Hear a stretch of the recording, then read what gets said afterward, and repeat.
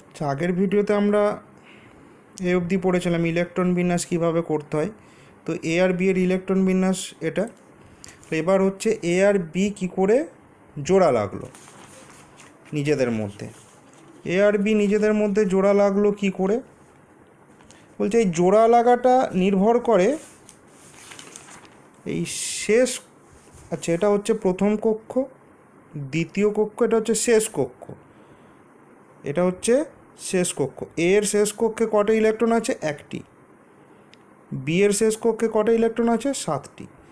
বলছে এই যে এ আর বি এর মধ্যে জোড়া লাগাটা বা রাসায়নিক বিক্রিয়া হওয়ার পরে ওদের মধ্যে যে বন্ধনীটা তৈরি হলো, রাসায়নিক বন্ধনীটা তৈরি হলো, এইটা নির্ভর করে বলছে এই শেষ কক্ষে কতগুলো করে ইলেকট্রন আছে তার ওপর। ঠিক আছে, শেষ কক্ষের ইলেকট্রনগুলোই বলছে এই জোড়া লাগার কাজটা করে। ঠিক আছে, শেষ কক্ষের ইলেকট্রনগুলোই কিন্তু জোড়া লাগার কাজটা করে। হ্যাঁ, জোড়া লাগাটা কী বললো তো, ওই যেমন নদীর এক পাড়ের মানুষজনের সাথে নদীর আর একটা পাড়ের অন্য পাড়ের মানুষজনের মধ্যে যে একটা ব্রিজ থাকে, ব্রিজটা দুই পাড়ের মধ্যে জোড়া লাগিয়ে দিচ্ছে, অ্যাকচুয়ালি জোর করে দিচ্ছে, একটা বন্ধন তৈরি করছে। ঠিক আছে, এবং ওই ব্রিজটা তৈরি হওয়ার পরে ওই ব্রিজের ভেতর দিয়ে এপার থেকে লোকজন ওপারে যেতে পারে, ওপার থেকে লোকজন এপারে আসতে পারে। ঠিক আছে, মানে এই যাওয়া আসাটা অ্যাকচুয়ালি হবে। ঠিক আছে, এটা হচ্ছে এই ইলেকট্রনগুলোর কাজ হচ্ছে ঠিক সেই রকম। এই শেষ কক্ষের ইলেকট্রনগুলো কি করছে, ওই ব্রিজ তৈরি করবে, আর বি এর মধ্যে ব্রিজ তৈরি করতে সাহায্য করবে শেষ কক্ষের ইলেকট্রনগুলো। ঠিক আছে, শেষ কক্ষের ইলেকট্রনগুলো তাহলে এর শেষে আছে 2, 8, 1, বি এর আছে 2, 8, 7। ঠিক আছে, তাহলে এর শেষ কক্ষে ইলেকট্রন হচ্ছে একটা, বি এর শেষ কক্ষে ইলেকট্রন হচ্ছে 7টা। বলছে এই জোড়া লাগাটা দুরকমভাবে হতে পারে, শেষ কক্ষের ইলেকট্রনগুলো দুরকমভাবে জোড়া লাগতে পারে। আর একটা কথা আমি বলে রাখছি, এই যে আমি ব্রিজের কথা বললাম, এই ব্রিজটা যতক্ষণ না পর্যন্ত প্রত্যেকটা পিলার তৈরি হবে, পিলারের পরে যতক্ষণ না পর্যন্ত এ প্রান্তর সঙ্গে ও প্রান্তের যে ঢালাইয়ের কাজ বা সমস্ত কিছু জোড়া লাগার কাজটা যতক্ষণ না কমপ্লিট হবে ততক্ষণ পর্যন্ত কিন্তু লোক যাওয়া আসা করতে পারবে না। ঠিক আছে, লোকের আদান প্রদান, গাড়ির আদান প্রদান কিন্তু এপার থেকে ওপারে হবে না। ঠিক আছে, এই জোড়া লাগার কাজটা এখানে দুরকমভাবে হতে পারে। এক হচ্ছে, একটা হচ্ছে দেওয়া নেওয়ার মাধ্যমে হতে পারে। কি দেওয়া নেওয়ার মাধ্যমে? ইলেকট্রন, শেষ কক্ষের ইলেকট্রন দেওয়া নেওয়ার মাধ্যমে হতে পারে। জোড়া লাগার কাজটা দুরকমভাবে হতে পারে। এক হচ্ছে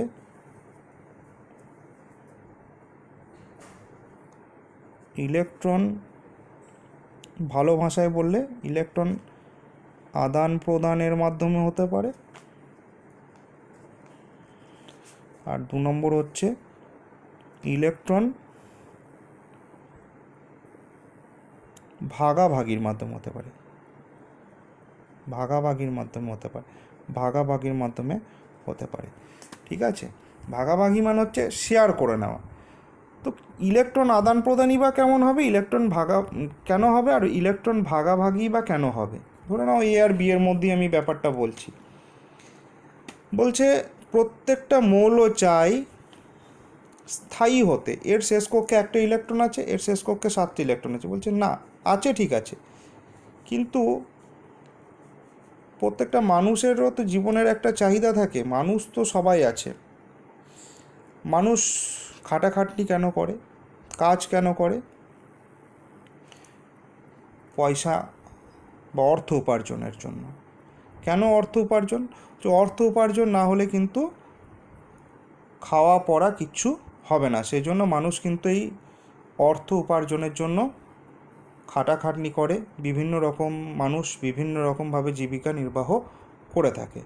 ঠিক ওখানে হচ্ছে অর্থ উপার্জন হওয়া, মানে অর্থ উপার্জন হলে তবেই কিন্তু একটা মানুষ স্টেবল হবে। সারাদিন খেটে খুঁটে যদি সে অর্থ উপার্জন না করে তাহলে কিন্তু সে স্টেবল হবে না, তার মাথাটা ঠিক থাকে না, ডিস্টার্ব থাকে। সারাদিন খাটাখাটনির পর যদি অর্থ উপার্জন হয় তাহলে কিন্তু সেই মানুষ কিন্তু আমি বলবো অনেকটা শান্তি পাবে। শান্তি পাওয়া মানে সে স্টেবল, স্থায়ীভাবে সারা রাত থাকবে, সুস্থভাবে থাকবে। ঠিক আছে, ঠিক ইলেকট্রনগুলোও তাই। আমি ওখানে অর্থ উপার্জনের কথা বলছিলাম, ইলেকট্রনগুলো বলছে ওরা শেষ কক্ষে চাইবে 8টা ইলেকট্রন। কটা করে ইলেকট্রন করতে চাই ওরা? ওদের স্থায়িত্বটা হয়, মানুষের স্থায়িত্ব যেমন অর্থ উপার্জনের মাধ্যমে হয়, বলছে মৌলদের স্থায়িত্ব হয়, মৌলগুলি সব সময় তাদের পরমাণুর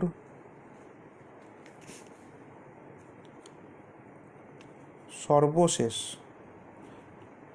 কক্ষে 8টি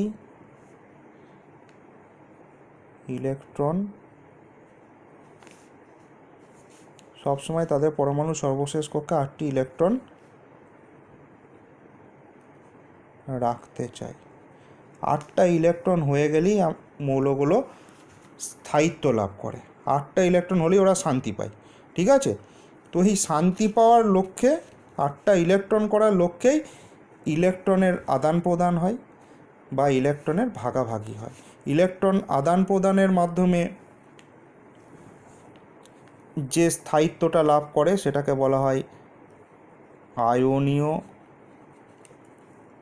বন্ধন, আর ভাগাভাগির মাধ্যমে যেটা হয় সেটাকে বলা হয় সমযোজী বন্ধন। বোঝা গেছে? ইলেকট্রন আদান প্রদানের মাধ্যমে যে বন্ধনীটা তৈরি হয় সেটাকে বলা হয় আয়নীয় বন্ধন, আর ইলেকট্রন ভাগাভাগির মাধ্যমে যে বন্ধনীটা তৈরি হয় সেটাকে বলা হয় সমযোজী বন্ধন। ঠিক আছে,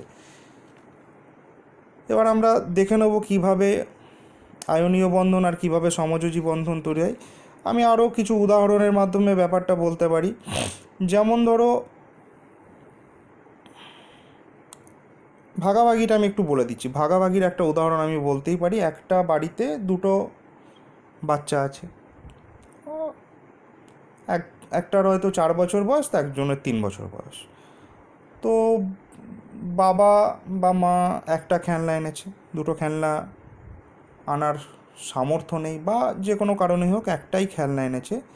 তাহলে একটা খেলনা ওনারা একজনের জন্য কিন্তু আনেননি, একটা খেলনা এনেছে, কিন্তু একটা খেলনায় দুটো বাচ্চাই ভাগাভাগি করে খেলবে, দুজনাই খেলবে। এটাকে বলা হচ্ছে, দুজনাই খেলবে মানে দুজনাই আনন্দ পাবে, এটাকে বলা হচ্ছে ভাগাভাগির মাধ্যমে বন্ধন তৈরি হওয়া। ঠিক আছে, ওরা দুজনাই একটা খেলনা নিয়ে খেলছে খেলছে খেলছে, দুজনের মধ্যে একটা বন্ধন তৈরি হচ্ছে, দুজনাই বেশ ভালো আছে, হাসি খুশিতে আছে, এটাকে বলা হচ্ছে সমযোজী বন্ধন। ইলেকট্রনও তাই, ভাগাভাগি কিন্তু হতে পারে দুজনের মধ্যে, দুটো মৌলের মধ্যে ইলেকট্রনের ভাগাভাগিও কিন্তু সম্ভব। আবার আদান প্রদানটা কি? ইলেকট্রনের আদান প্রদানটা কি? ধরো পাশাপাশি দুটো বাড়ি আছে, আমরা অনেক সময় করি না, আমি বাজারে গেছি বা বাইরে কোথাও ঘুরতে গেছি, সেখান থেকে এসে আমরা একটা স্কুলেও করে থাকি, স্কুলে কেউ কাউরির বার্থডেও যদি হয়, আমরা দেখেছি বাচ্চাদের বা ছাত্রছাত্রীদের বার্থডেতে ওরা কী করে, চকলেট বা কিছু আনে, ওরা টিচারদের দেয়, বন্ধু বান্ধবীদের চকলেট বিতরণ করে।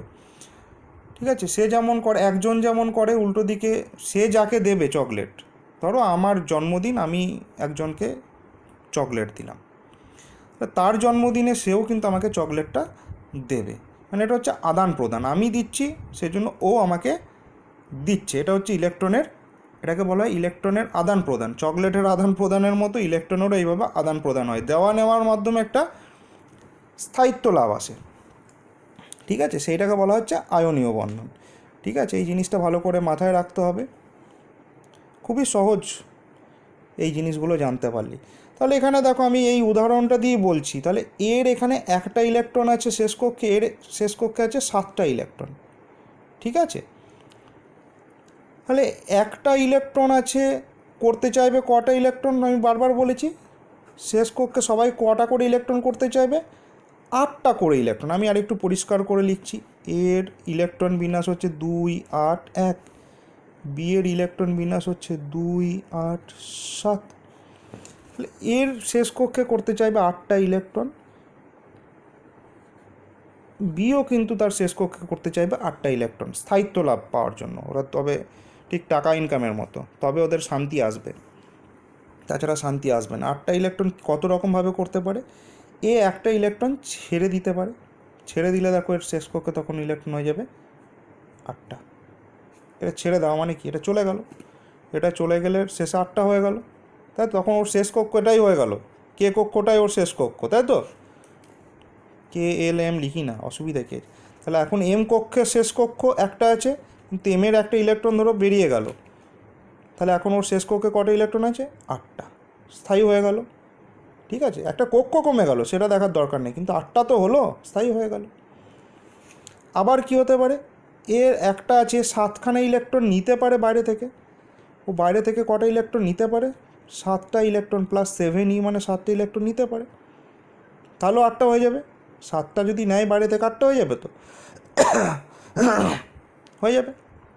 এবার তুমি বলো একটা ইলেকট্রন বেরিয়ে যাওয়া সহজ না 7টা ইলেকট্রন ঢোকা সহজ? বলছে একটা ইলেকট্রন বেরিয়ে যাওয়া সহজ। বেরিয়ে যাওয়া একটা ইলেকট্রনকে বের করতে গেলে এমন কিছু বল প্রয়োগ করতে হবে না, খুব তাড়াতাড়ি বেরিয়ে যাবে। 7টা ইলেকট্রনকে ঢোকানো মানে কিন্তু অনেক বেশি বল প্রয়োগ করতে হবে এবং অনেকটা অসুবিধা হবে। যেমন ধরো মাথায় আমার একটা ইঁট আছে, এবার আমি স্থায়িত্ব পেতে গেলে মাথায় 8টা ইঁট করতে হবে, নইলে একটা ইঁট ফেলে দিতে হবে। তাহলে 7টা ইঁট মাথায় নেওয়া বেশি সুবিধা না একটা ইঁট ফেলে দেওয়া সুবিধা? একটা ইঁট ফেলে দেওয়া সুবিধা, তাই তো?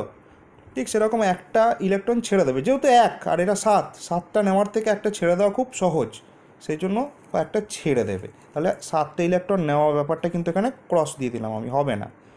ও কিন্তু একটা ইলেকট্রন -1 ইলেকট্রন, মানে একটা ইলেকট্রনও ছেড়ে দেবে। -1E মানে একটা ইলেকট্রন ছেড়ে দেবে, তবেই সে শেষ কক্ষে 8টা ইলেকট্রন হবে। এবার ব্যাপার হচ্ছে ইলেকট্রন ছেড়ে দেবে, ছেড়ে দিলে মানে ইলেকট্রন এরকম বাতাসে ঘুরে বেড়াবে না। কিন্তু আমি একটা জিনিস এনেছি, আমি একটা খাবার এনেছি বাড়িতে, আমি ওটা কাউকে দেবো, ঠিক আছে? তা দেবো মানে কি, খাবারটা কিন্তু পড়ে থাকবে না, মাঝে কোথাও পড়ে থাকবে না, কেউ না কেউ খেয়ে নেবে। ঠিক সেরকম এই ইলেকট্রনটা কিন্তু কেউ না কেউ খেয়ে নেবে। ও হাওয়ায় বা বাতাসে ফাঁকায় ঘুরে বেড়াতে পারে না। কে খাবে? খাবার লোককে এখানে খাবার লোক হচ্ছে বি। দেখো বিয়েরও শেষ কক্ষে 7টা ইলেকট্রন, বি কী করতে পারে? 7টা ইলেকট্রন ছেড়ে দিতে পারে, ছেড়ে দিলে ওরাও শেষ কক্ষে 8টা ইলেকট্রন হবে। আবার একটা ইলেকট্রন নিতে পারে। ঠিক এখানে 7টা ইলেকট্রন ছেড়ে দেওয়া কিন্তু কঠিন। আমার মাথায় যদি 7টা ইঁট থাকে, আমি আর একটা ইঁট নিয়ে নিতে পারবো আরামসে, স্টেবল হয়ে গেল, 8টা ইঁট স্টেবল। তো 7টা ইঁট নামানো খুব কঠিন, একটা করে 7টা ইঁট নামানো কিন্তু খুব একটু কষ্টসাধ্য ব্যাপার। আর তার থেকে একটা ইঁট নিয়ে নাও বাবা, ঠিক আছে, 8টা ইঁট হয়ে গেল। 7টা ইলেকট্রন এখানে ঠিক সেরকম ছেড়ে দেওয়ার থেকে একটা ইলেকট্রন নিয়ে নেওয়া ইজি। একটা ইলেকট্রন কোথা থেকে নেবে? ইলেকট্রন তো আর সব সময় পাওয়া যায় না, এই এর কাছ থেকে নেবে। ইলেকট্রন ওরকম বিক্রি করার মতো মাছ বাজার বা সবজি বাজারের মতো আলু পটলের মতো ইলেকট্রন কিন্তু পাওয়া যায় না। ঠিক আছে, ঠিক এখানে কোথাও থেকে বেরোতে হবে ইলেকট্রনটা। এই এ থেকে যে ইলেকট্রনটা বেরিয়েছে, একটা ইলেকট্রন বেরিয়েছে, সেই একটা ইলেকট্রন বিতে ঢুকে যাবে। সে একটা ইলেকট্রন বি এর শেষ কক্ষে ঢুকে গেল। তাহলে এখন এই 7টা, তাহলে এখানে একটা ইলেকট্রন ছেড়েছে -1 ইলেকট্রন, এখানে এ একটা ইলেকট্রন এই নিল +1 ইলেকট্রন। তাহলে এখন এর শেষ কক্ষে কটা ইলেকট্রন হয়ে গেল? শেষ কক্ষের কটা ইলেকট্রন হয়ে গেল? 8টা ইলেকট্রন। তাহলে এও স্থায়িত্ব পেল, এও স্থায়িত্ব পেল। ঠিক আছে, এবার দেখো এ তাহলে একটা ইলেকট্রন ছেড়েছে। একটা ইলেকট্রন ছাড়া মানে ভালো করে লক্ষ্য রাখো, ইলেকট্রন বেরিয়ে যাওয়া মানে পজিটিভ চার্জ তৈরি হওয়া, ক্যাটায়ন তৈরি হওয়া। এ থেকে তৈরি হলো A+। বিতে একটা ইলেকট্রন ঢুকেছে, ইলেকট্রন ঢোকা মানে নেগেটিভ, ইলেকট্রন নিজেই তো ঋণাত্মক চার্জ, ঋণাত্মক আধান, তাহলে বি হয়ে গেল B-, অ্যানায়ন। ইলেকট্রন বেরিয়েও গেলে, একটা ইলেকট্রন বেরোলে একটা প্লাস চার্জ তৈরি হয়, দুটো ইলেকট্রন বেরোলে দুটো প্লাস চার্জ তৈরি হয়, যতগুলো ইলেকট্রন বেরোবে ততগুলো প্লাস চার্জ তৈরি হবে, আর যতগুলো ইলেকট্রন ঢুকবে ততগুলো মাইনাস চার্জ তৈরি হবে। এখানে একটা প্লাস চার্জ তৈরি হচ্ছে, একটা মাইনাস চার্জ তৈরি হলো, তাহলে এ প্লাস আর বি মাইনাস, এই এ প্লাস আর বি মাইনাস যুক্ত হয়ে তৈরি হবে এ বি। বোঝা গেল? এটাকে আর একটু ছবি লুইস ডট স্ট্রাকচারের মাধ্যমে আমি পরের লেকচারটায়, লুইস একজন বিজ্ঞানীর নাম, ডট গঠনের মাধ্যমে পরের দিন ভালো করে আরও এটাকে একটু ছবি এঁকে নিউক্লিয়াসের চারিদিকে ইলেকট্রনগুলো কক্ষপথে রেখে ছবি এঁকে ওটাকে আরও ভালো করে বলে দেবো। বোঝা গেল? তাহলে এটা এখানে কি বন্ধন তৈরি করবে? ইলেকট্রন দেখো দেওয়া নেওয়া হয়েছে, একজন ইলেকট্রন ছেড়েছে আর একজন ইলেকট্রন নিয়েছে, একজন ইলেকট্রন দিয়েছে, এ ইলেকট্রন দিয়েছে, বি ইলেকট্রন নিয়েছে, তাহলে এটা নিশ্চয়ই এ আর বি এর মধ্যে যে বন্ধনীটা তৈরি হলো, এই যে এ কে দিল আর বি নিল, এইটাই হচ্ছে বন্ধনী। এই তীর চিহ্ন যেটা আমি দেখালাম এটাই হচ্ছে অ্যাকচুয়ালি বন্ধনী তৈরি হয়ে গেলো, একটা ব্রিজ তৈরি হয়ে গেলো এ আর বি এর মধ্যে, এইটা আমি এইখানে দেখাতে পারি। ঠিক আছে, এটাকে আমি বলবো তাহলে এটা কি বন্ধনী তৈরি হলো? এটা হচ্ছে আয়নীয় বন্ধন। আয়নীয় বন্ধন, আয়নীয় বন্ধন থেকে এ আর বি এর মধ্যে যে বন্ধনটা তৈরি হলো ওটা হচ্ছে আয়নীয় বন্ধন। আয়নীয় বন্ধনের ফলে তৈরি হলো কি, এ বি যে যৌগটা তৈরি হলো এটাকে বলবো আয়নীয় যৌগ। তাহলে এ আর বি থেকে যে এ বি যৌগটা, এখন আর এ আর বি আলাদা আলাদা নয়, একসাথে হয়ে গেল এ বি, এটাকে বলবো আয়নীয় যৌগ। ঠিক আছে, পরের দিন লুইস ডট স্ট্রাকচারটা একটু বলার চেষ্টা করব। ঠিক আছে, দুটো লেকচার আজকে কমপ্লিট হয়ে গেল, অনেকটাই হয়ে গেল, ভালো করে দেখে নিও।